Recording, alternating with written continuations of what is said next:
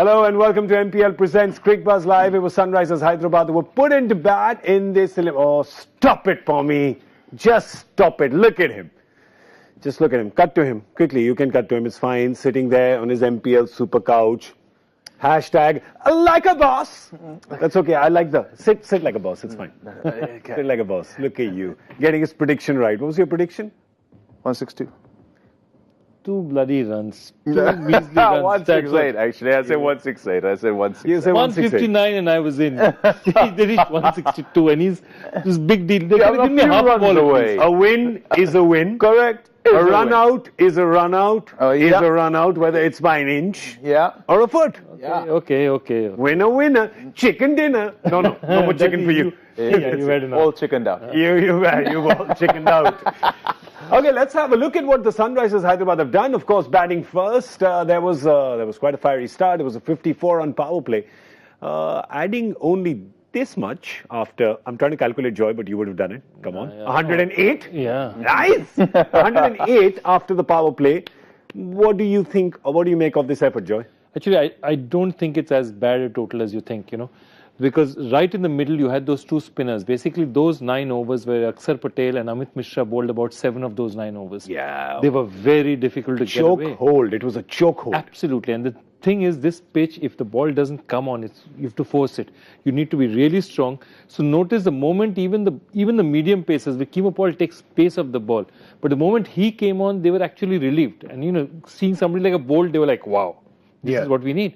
So that's the big issue out here. 160 may not be the total they wanted, but it's certainly not, game over with the batting. And remember, they have Rashid Khan, they have Mohammad Nabi, they have Deepak Hooda who could bowl if necessary. Yeah. One sec. Kimo Paul to pace off the ball? That's what he does. Well, he does do that quite a lot. Today, it seemed he decided he was... He was not... Yeah, I mean, really? Really? Oh, yeah, okay. Oh, I'm just playing. When you have Trent bowling, everybody else looks slow in front of him, doesn't it? Good save, huh? Let's have a look at Well tried. Well tried. What's Barcelona keeper's name? Never mind. Move on. I don't know. I didn't see him yesterday. We saw him 4 times. Was he there? Yeah. Apparently not. Let's look at the innings progression again, Pami, because we spoke about this at the 10-over mark. You see, that was 50 for 2. When we went on at that time, they had got 17 or 18 runs in those 4 overs. Yeah. They then, in the next 5, have obviously got about 30-odd, so not done well in that time. And then in the last 5 overs, it's just a mad scramble. There's wickets falling, there's runs coming, there's a lot that's happened there. Yeah, and I mean, there's 3 wickets in 1 over, actually, in the final one, which takes it to 5. But importantly, having got the 9 and over up at the front, it kind of masks what happens in the middle or allows for you to go slower in that middle period. Not slower intentionally, but you're going cautiously to ensure that you don't lose the game in the first half of it, to give yourself more of a chance at the back end to actually try and repair it if you need to.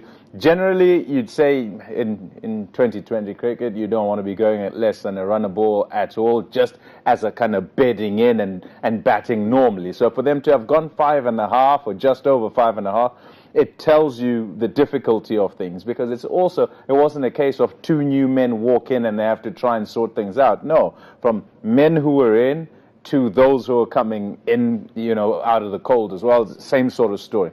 I think, as Joy says, there's going to be pressure on the spinners to bowl well. Yeah. I say pressure on the spinners to bowl well because I too am in the camp of Joy to say it's probably not a score that they would have thought they should get. They're probably looking more 175 or around there, 170, 175 as what they'd have felt happy with. And so Rashid Khan becomes particularly important. 30 of Ishan's 42 overs that he's bowled in this tournament have been in the power play. We'll show you some numbers. He's been quite impressive. I mean, see, the thing is, you take that 7-run economy anytime, and you take those 8 wickets. No, absolutely. He's been giving them something up front. He's done it well today. And again, they finished off 3 of his hurley, so he had only 1 left at the end. And I think that's how they're going to do that. Kimo and Trent will probably finish for them. And up front, it's going to be somebody like Nishan. They'll bowl 3-1, they'll sneak in the middle. interestingly, the one other thing that you've seen out there, which is actually a fairly vital factor, is what Nabi and Vijay Shankar have done. Yeah. So basically, they've got a 20 of 11 and a 25 of 11, 12 balls. That's basically 45 runs at more than 200%. Yeah. Okay, strike rate 200. That's what basically got them to 160. You know, it was that acceleration. It's Guptill up front, them in the middle, and then basically Williamson and Pandey just struggling on, but keeping sure that wickets were in hand. My question is that if those two hadn't given you that acceleration, they would have ended up at a 145, 130, 145, 140, 50. And I would have ended up on the super couch. You know, if my auntie had appeared, she'd be my uncle. But it didn't happen. But they got that acceleration. You got a good point there. They got that acceleration from Guptill at the front and then Nabi and Vijay Shankar towards the end. But just coming back, Pommy, to Ishant once again, and him in the power play, and the fact that they've realized, now 1 second, his strength is not bowling at the end. Why bowl him in the end? It goes back to yesterday. We were talking about tactics and how they've improved since 2008, where the traditional roles were taken by those who came into a 2020 game. And in fact, you had scenarios where they were trying to fit 50 overs players into 20 overs games with the same sort of role. So do the same sort of thing because this is what you do there. And it's shifted totally from that to specific roles for particular players to ensure that they're clear on what they have to do. Early, and I suppose in all formats of the game, wickets win you games. That's just how it goes. If you get the opposition out, they can't get runs, right? Simple as that. So if you can have somebody who's getting wickets up at the front, then you're winning most games. Look at Sunrisers Hyderabad in the seasons that they've done well. What they did more than any other team was that bowl opposition out. And I think there was a season, I think the season they won it, it was just once they didn't bowl their opposition out. But, you know, if you look at any other team that's going particularly well, they think they can bat opposition out of the game. Both work, but the one that is foolproof is that if you get them out, they can't get runs, you know, because if you can get 220, the side can get them if you don't bowl them out. So that can happen. And Ishant has been good since Rabada left. They needed somebody else to take up the mantle, and he's done that brilliantly today. Yeah, but Sunrisers Hyderabad have Khalil, who didn't play initially, then came in. He's picked up a lot of wickets. He's got 5 3-wicket hauls, as you can see right there. They will bank on him to get that early breakthrough. They will bank on him and Prithvi Shaw to get the early breakthrough. That's not being very kind to the young man, but is that what happens when Liverpool win? You get this like nasty streak and you, I mean, goodness gracious. I'm just trying to rile up for me. That's what I'm doing. That's what I'm. No, but they will rely on Khalil. Like when you said what Kane Williamson and Manish Pandey did, Delhi has Shreyas Iyer to do that job. Shreyas Iyer really plays that part well, saying, I'm not going to drop my wicket, right? Prithvi Shaw, Rishabh Pant, more dashers, sort of hit or miss. Shikhar Dhawan and Shreyas Iyer have done it for them in the past where they realize what is required. And all right now, 3-4 overs. There's Rashid, perhaps there's Nabi. They're going well. Let's just squeeze them for 5-6 and over and get done.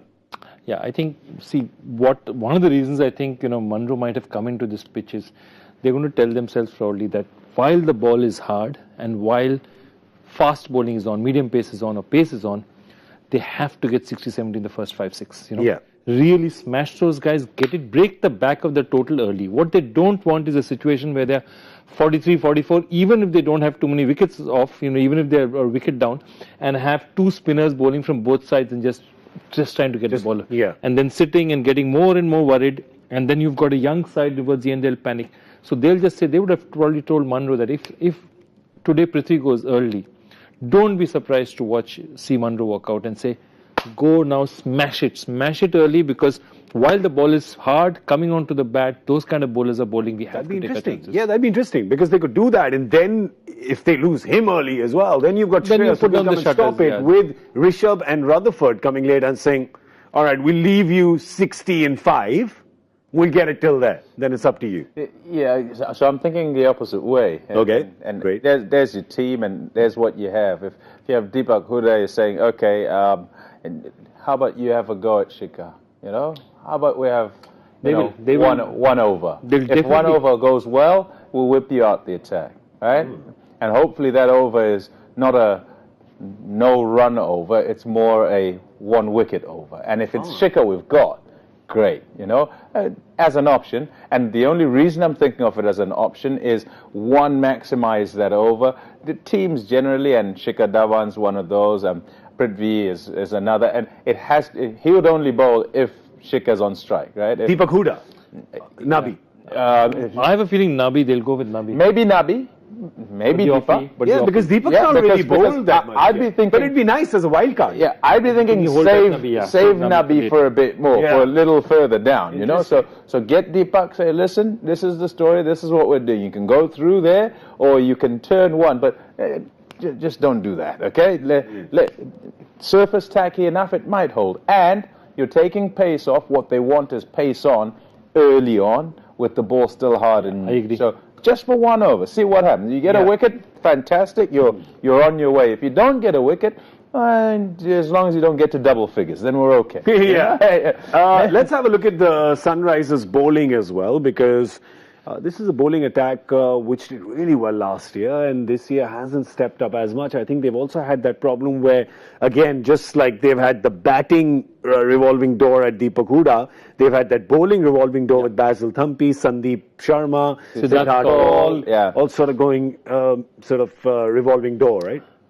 Yeah, I mean, it's a lot to expect that your five would all bowl well, because that's basically what's been going on with Sunrisers Hyderabad.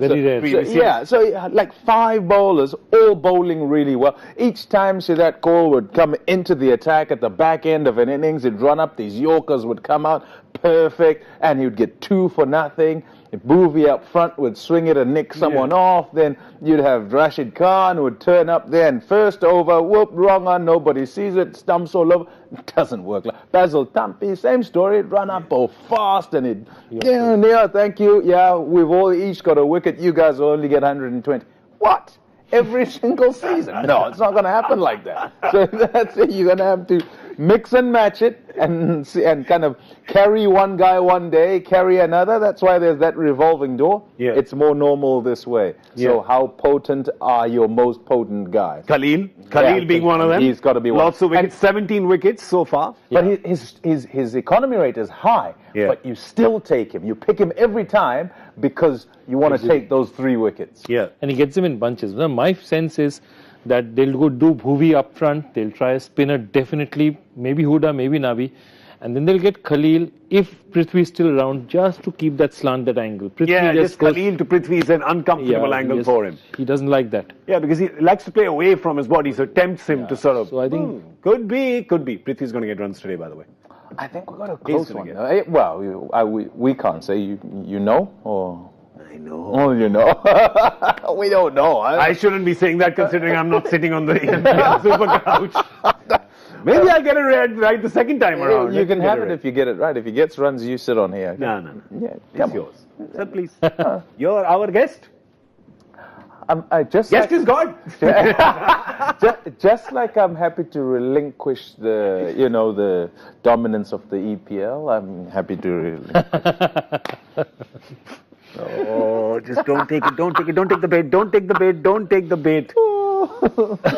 Silence, peace, deep breath. All right, it's time for us to go. We're going to see you at the end of the 10th over on MPL Presents Cricketbuzz Combox. Just before we go, final call. Pommy, you're saying it'll be a close one? It will be a close one. Anyone? I see Delhi getting over the line. Delhi advantage for you? I'm going with Delhi as well. Delhi advantage. All right. Excellent. What do you think? Let us know on #CricketBuzzLive on Twitter. Tell us what your thoughts are. We're going to go. We'll see you in a bit. Thanks for watching.